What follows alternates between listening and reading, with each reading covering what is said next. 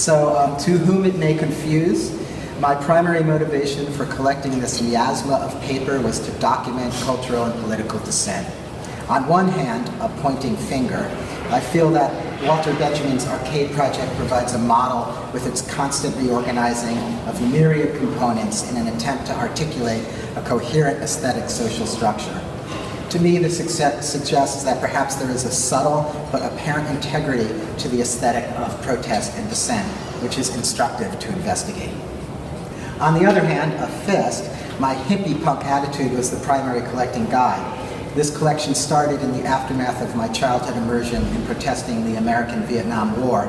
My older sister worked for the New Year's Gang and was a fundraiser for the Black Panthers. Her boyfriend was co-founder of Takeover, the pioneering underground radical newspaper published in the radical student hotbed of Madison, Wisconsin. I lived on and off with my sister in the 70s and was suffused with the culture of student revolution. When I was 14, I threw out my Mad magazines. Oh, terrible. I mean, I had ones from my brother that he had from the early 60s and even some stuff from the 50s. And subscribed to Takeover so I'd remain up to date on the resistance even while living with my parents in suburban Connecticut, where the drug police would periodically raid our house, leading my older brother and sister out in handcuffs. From that time on, I would haphazardly collect. I don't recall ever paying for anything I just found or was given stuff, any publication that I thought would further my above-mentioned motivation. I would pick up publications and posters, these are in a separate collection, at protests, actions, music shows, art events, and just off the street and even out of the garbage. I wanted to keep the radical stuff that I thought no one else would keep.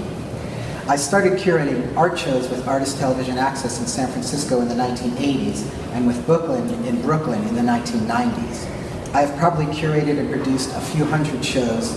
Between that and exhibiting my own art at hundreds of art exhibits and my extensive traveling, I have met thousands of artists and activists of a myriad variety.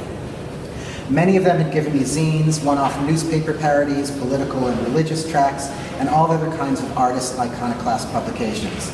I tossed these chronicles in boxes and gave them safe havens across the USA. I have always been attracted to the underbelly of the world. I love the crappy diners and the neighborhoods up against the train tracks. I love the old wobblies and the crusty punk squatters. I respect the whistleblowers, the ranters, the honest guys, and the gutsy women. I love the stories from the itinerant workers from nowhere and everywheres. I love the strivers and the commies, the outrageous and the outraged, and the angry, those who got shafted and those who done well but feel that everyone deserves better. I love the diverse and the extravagant, the motley crews and the mongrel folks, the ethnically unidentifiable and the unfashionable hipsters, props to the downwardly mobile. This collection is dedicated to them. After all, it's their stuff. Now, for the first time ever, the collection has been gathered into the same space and cataloged. I feel that the collection has reached its zenith. It's a great survey of the self-righteous, DIY, politically informed, agit-propped artist publications. Personally, it feels like a time capsule of raw, optimistic enthusiasm. It's time for me to give it up, to let others rummage through. You can have it if you want, but you have to promise to share it and to spread the word that this collection enshrines. The belief that justice is beautiful and nothing is inevitable. Together we can do better.